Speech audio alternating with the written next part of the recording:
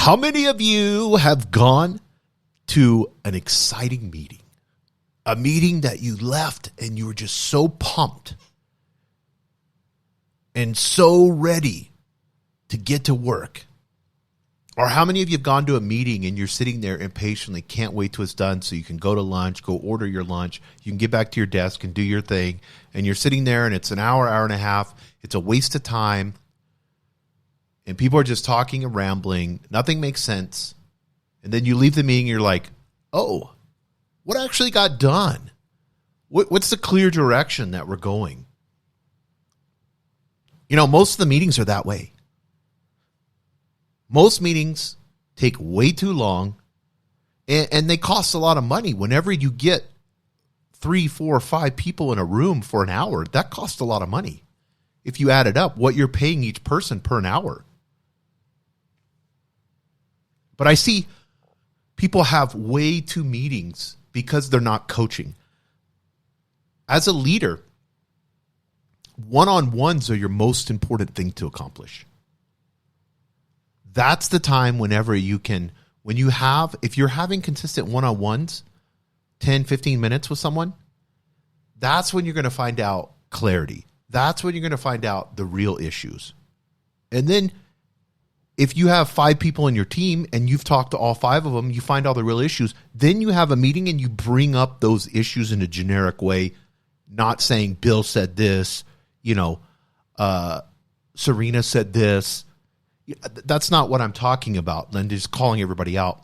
But you can find, and you'll find a common thread. If you talk to your team and they all open up, and I've done a ton of shows on coaching, you're going to find a common thread. You're going to find the real problem. If you dig deep enough and you're self-aware enough as a leader, you're going to see it. You're going to dig down and find it. And that's what you have a meeting on. Your coaching should dictate your meetings. That becomes effective because now, when you as a leader come into that meeting, you're bringing an answer, you're bringing a solution, you're bringing a problem that is specific to each and every one of those. Maybe there may be 2 or 3 things that you need to deal with. That's going to grab everybody's attention because they've already stressed to you that's what's important to them. Let's use one that's happening right now. People working at home and people working in the office, and now businesses are deciding, should I have them more in the office? Should we have a hybrid model? Some people do well at home and some people do well in the office. Some people like the hybrid model. Some people want to do all the work. They're lone wolves. They want to do all the work at home. You need to decide that. And your team needs to decide that together and have conversations on it.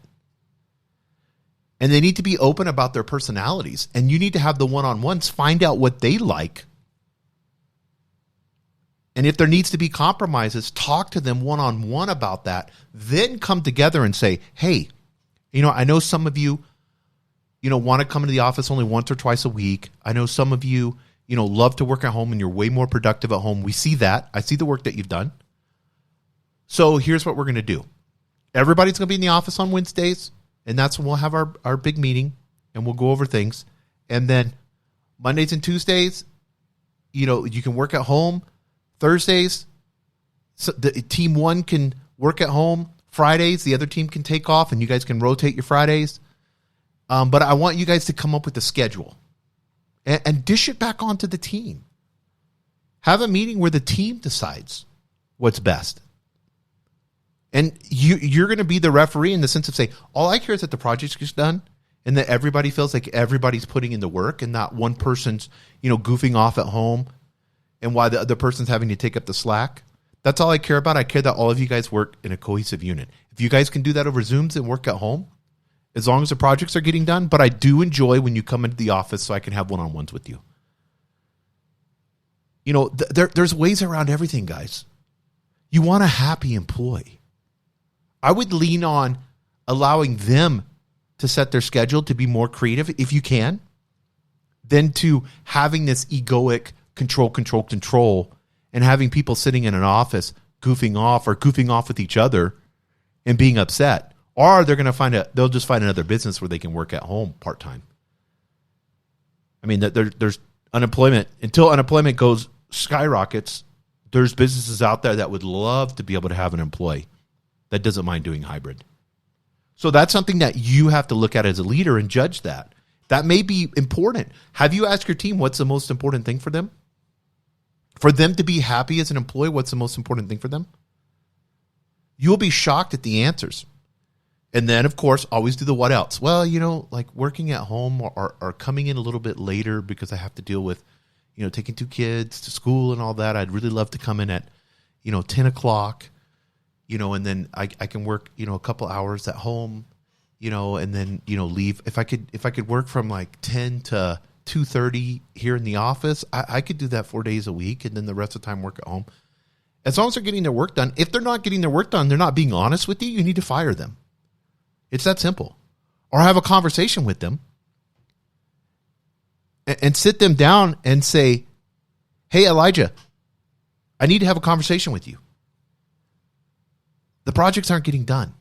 I'm allowing you the freedom to be able to do the work. Can you share with me what's going on? Don't tell them what they're not doing. Ask them. Is there something going on that I need to be aware of that's causing this project not to get done, or the way that you're working at home now, is that an issue? Has more things come up? And you can share great things. Say, when I was working at home, I noticed that people friends and family knew I was working at home, and so when they caught on to that idea of friends and family, then they started asking me to do more things, and can you do this? And then I ended up just running around doing tasks for everybody, and I never really had a chance. I got so busy, I never really had a chance to do my work. These are things that you have to have intimate conversation. I'm doing that word in a good way. Intimate conversations, one-on-one with people, and find out exactly where they're at. Because if you have that creates trust. And then when you have your meetings with your team, or your big meetings, or you want to do a PowerPoint or whatever it is, and I would never do a PowerPoint by myself. I would always have the team. Break it up. Say, hey, we're going to have 10 slides. The boss is going to be in the room with us. We're going to have 10 slides. Here's what he wants. Here's what he wants to see. Alyssa, I want you to handle slides 1 through 3. Jim, I want you to handle slides 3 through 6. Break it up. Have them do the work for you. Send it over to the graphics. Get all the wording, get all the slides. I want you guys are going to own that. Your slides, and I want it done by Wednesday afternoon, and sent to me. All the slides you guys have done by Wednesday afternoon, and then sent to me, and then I'll review it, and then I'll let you guys know on Slack the approval. And then Friday, we're going to have the meeting. That gives us some time and buffer from Wednesday to Friday, so we're not reacting before the boss comes in. Now, guess what happens? They took ownership, right? Each and every person is a part of those slides. The boss that's in there with you, they're going to see their slides get presented to him. In fact, a great thing to do, since they had to do a lot of research for those 3 slides, is to ask them questions on it. And you can pull them into your office and say, I know you did, before the meeting, I know you did slides, Alyssa, I know you did slides 1 through 3. Quick question.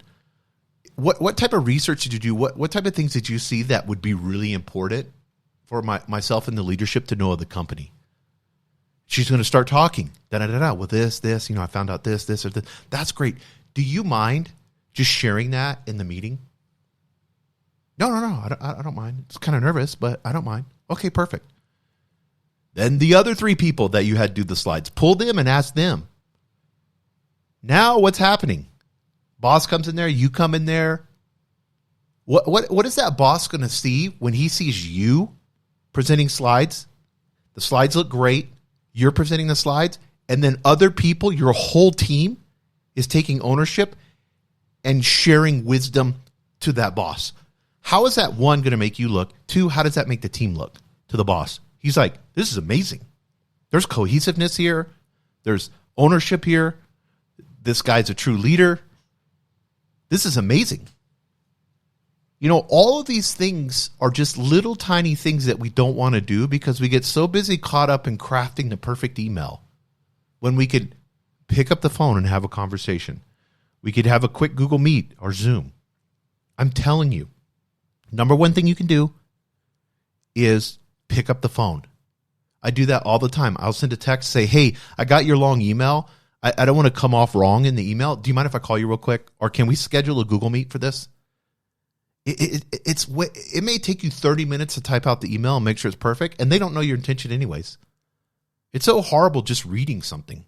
They're not going to read it all perfectly anyways. Unless it's super technical, I get it, engineering type stuff. You need to be ultra technical. If it's coding and stuff like that, I understand all that. But, nuance and stuff, you don't understand any of that. And the direction of the conversation is going to be flexible and always changes in it. And you're going to get synergy from the other person because they're having a conversation with you. And they're going to feel valued. They're not just getting an email from you. They're getting a call. And you're showing genuine interest. You're not checking your phone. You're not looking at your phone. You're paying 100% attention to them. This is how you have great meetings, guys. Always have the meetings before the meetings.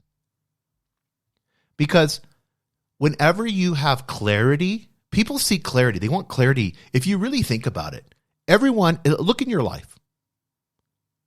In any situation or problem that you have, it's foggy. There's no clarity. So if you can make it as clear and let people know exactly where they're at, and not do it in a dickish way or an asshole way or whatever. I'm talking like having a truthful conversation with someone and being loving at the same time. You can be stern and loving. Prime example is if we look at the teachings of Jesus, sometimes he was what we would consider pretty brutal and call people out. If somebody needs to have a truthful conversation with them and you're doing it in a loving way, but at the same time, you're calling them out because they're not, one, that maybe they're not getting it. Maybe they're bullshitting themselves. Maybe they're playing victim. You need to have that conversation with that person because that's going to bring clarity. And if you have clarity, guess what's going to happen in the meeting?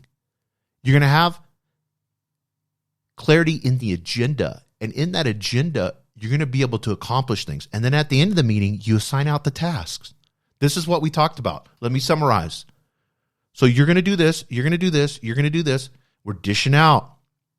Everybody's taking ownership. And then at the end, I always, what do you need from me? Do you need resources, tools, budget? What do you need from me for you guys to be able to accomplish this? It's that simple, guys. It makes it so much easier as a leader. And the meetings become so effective and people walk out of the meetings knowing that they're effective, knowing that there's clarity. If they're not getting clarity in any part of their life, but you're displaying clarity at work, they're going to love working for you. If every time they come to a meeting, it becomes important and they're a part of that meeting, they're not going to miss a meeting. They're going to be on time because they know that meeting, they are needed. They are wanted. They are loved. And what they have to say matters. And there's trust. Clarity brings trust. And you as a leader can facilitate this. It's super simple, guys. It's just a matter as a leader just taking the time to have relationships with these people. Getting the emails away. And you can do this up the chain. If you're in middle management, you can do this up the chain with your bosses. Don't send them don't spend an hour on a email stressing it out. Ask them if you can drop into the office real quick and have a quick chat on it. Say, hey, I got your long email.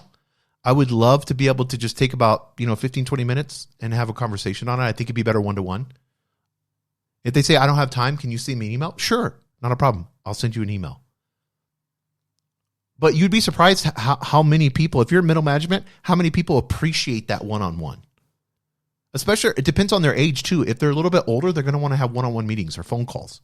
They're sending you emails just out of habit because that's what seems to happen when corporations, everybody's sending emails and memos. It's like, come on. Clarity, guys. Clarity brings effectiveness. Clarity brings trust. And I encourage you, in every meeting, have the meetings before the meetings.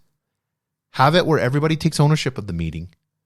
And then at the end, make sure that you set the tasks, the priorities, exactly what they need to accomplish. And I guarantee you, you're going to have a lot less stress in your life as a leader.